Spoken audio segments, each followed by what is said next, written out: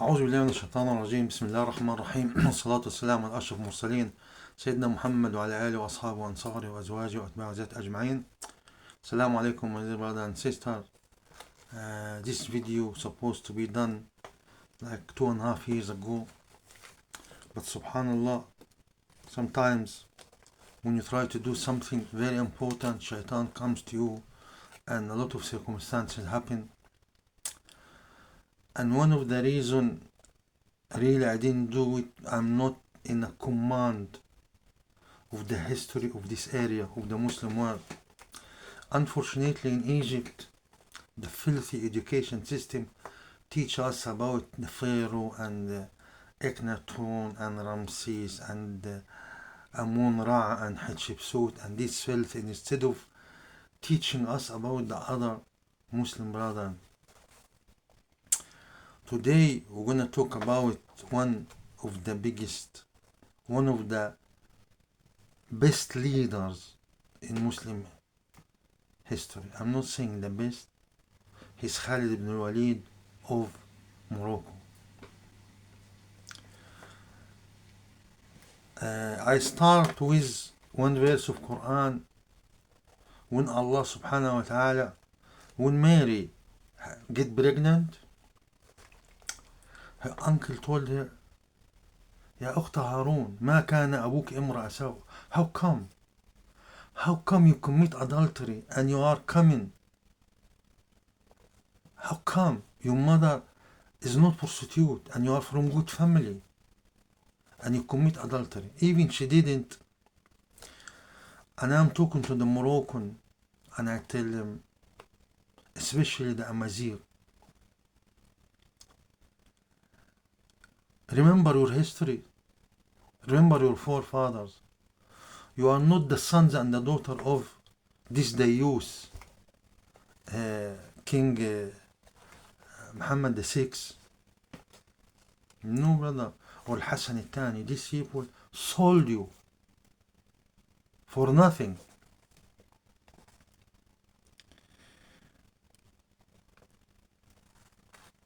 This person, may Allah bless him, the Sultan Al-Mansour Billah, his name Al-Mansour, but people call him Al-Mansour Billah. By Allah subhanahu wa ta'ala give him the victory.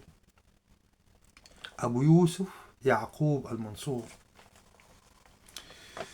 a Bedouin who helped the Muslim in Andalusia not to be destroyed for 2 centuries.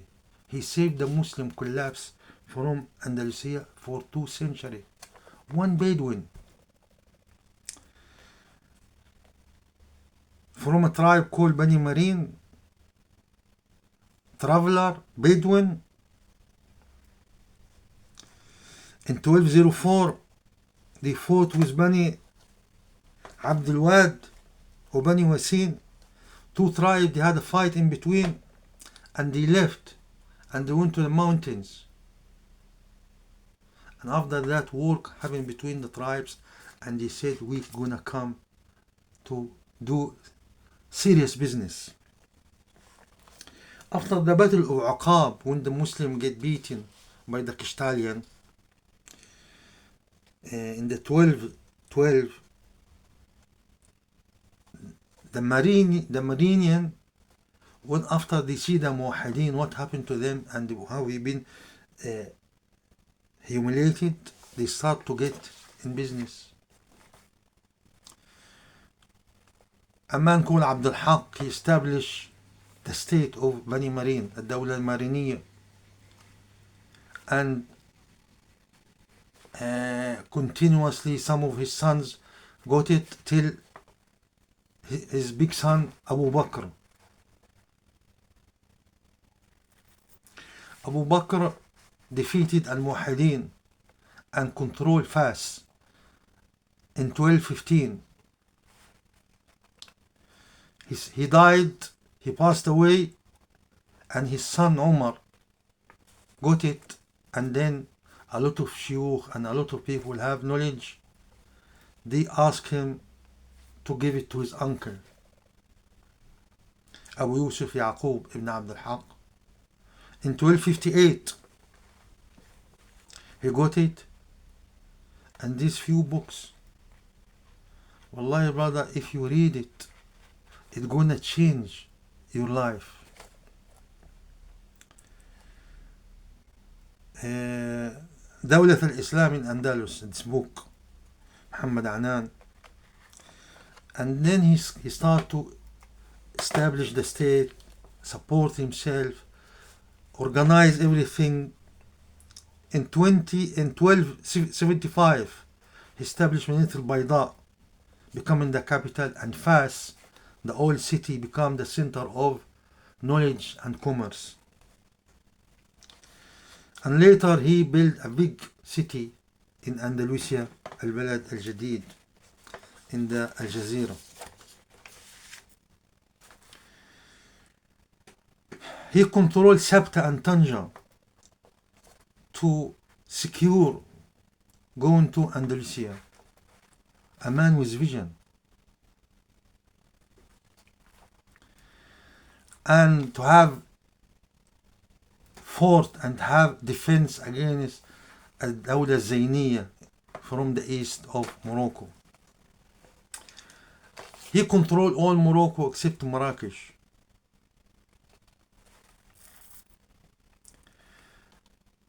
In 1264, Abu Dabbous al-Muwahhidi, the leader, the commander of the army of دولة الموحدين, had a coup against the leader and came to Fas asking help from Mansour. And he asked him to give him some help to get Marrakesh.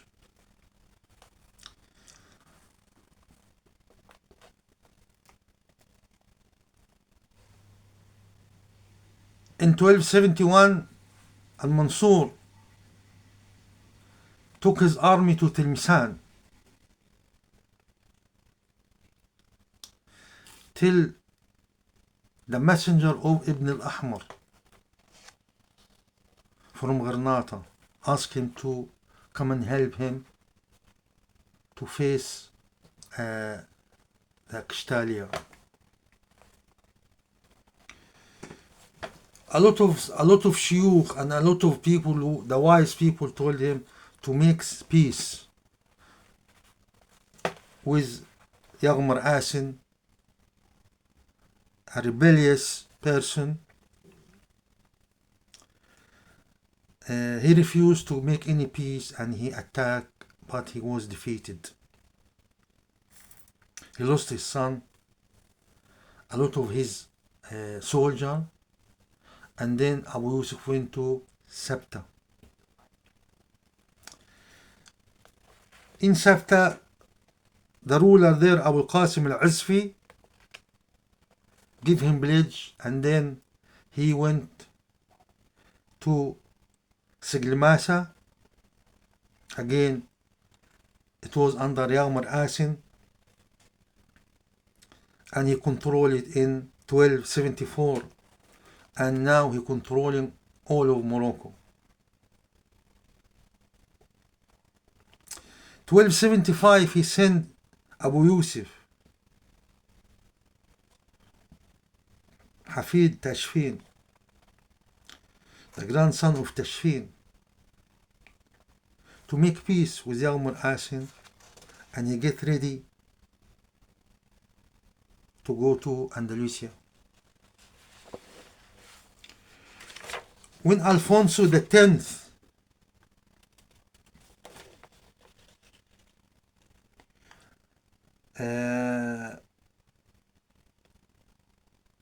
and he attacked Alfonso X from Castalia, and he done a lot of damage, and then he went to a town called Sala. Abu Yakoob done siege for the Castalian for 3 weeks, then they ran away. Look at brother, look how the man, he didn't go to any military college. But look, subhanallah, Islam and bravery, what could do. In 1275, he went to Tanja and he sent to the ruler a message to help him to cross the sea and give him 5,000. And he sent his son to lead the army. The commander rested for 3 weeks to get rest for the mujahideen and horses. And he went to Sharish, conquest, and he went to Al-Jazeera Al-Khadra, still named Al-Jazeera, the Green Island, and he got all the booty.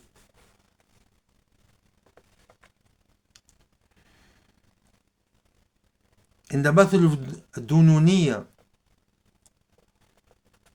the Muslim in Granada was under severe pressure from Qashtalia. Ibn al-Ahmar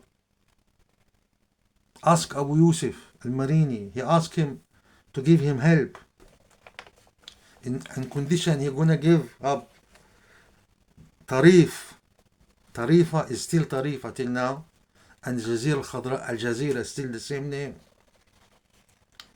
to become the center for supply and getting help to face the Spanish and the Portuguese.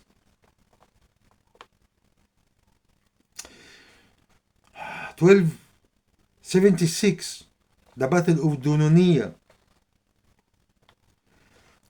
close to Astiga and Ashbilia and Qurtuba.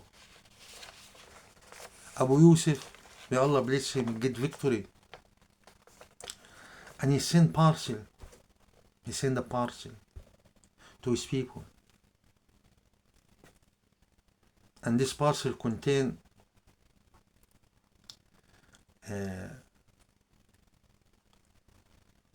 something from Nunino Gonzales de Lara to the people of Granada and give them glad tidings. He sent something from this person.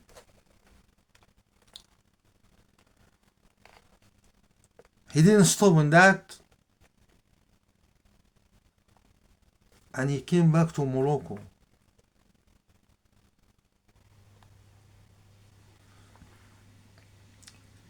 And then he went again. And traveling at this time, brother, is not like you take a plane and you go straight away.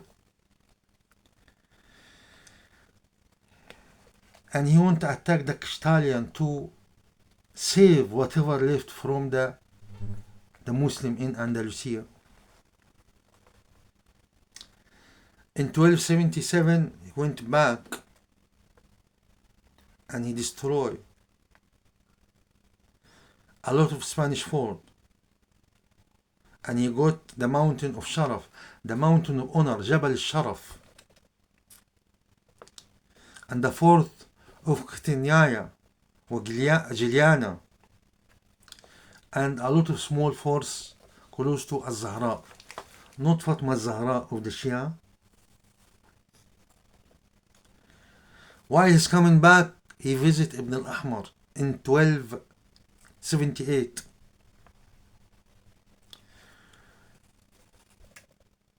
While he going back, subhanallah, he died.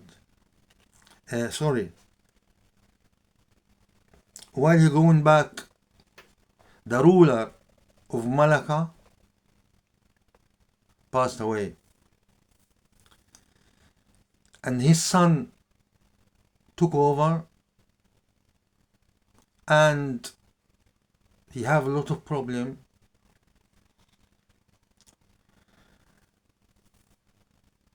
And Ibn al-Ahmar was his uncle. And he contact al-Mansour and tell him, I give you Malacca, I gave it up for you, because he have problem with uncle. Al-Mansur find nothing to do but to accept it. Ibn al-Ahmar try to get help from Alfonso the 10th, and he helped him, the king of Ishtalia, to eject Yakoob al-Marini from the island of Tarif.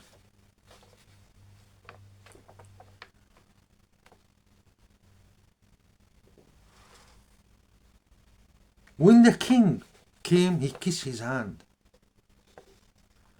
and he said, bring me water to wash my hand because this impure kiss my hand.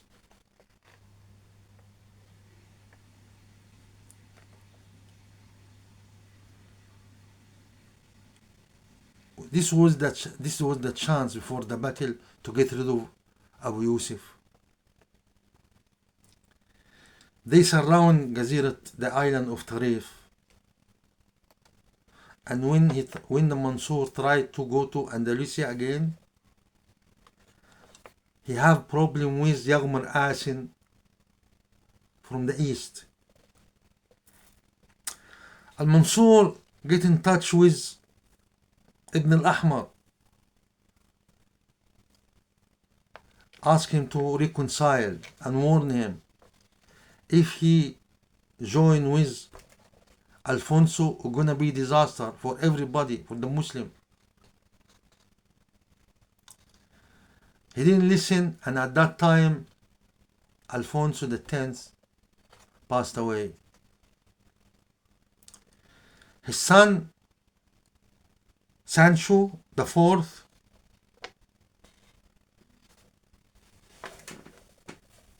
took over, and he went to Al-Mansur, asked for help. He gave him help, and by this treaty he delayed the fall of Andalusia 2 centuries. Even it was a ceasefire between them, but all the Mujahideen used to go in and out. They know that the Spanish gonna do something naughty one day.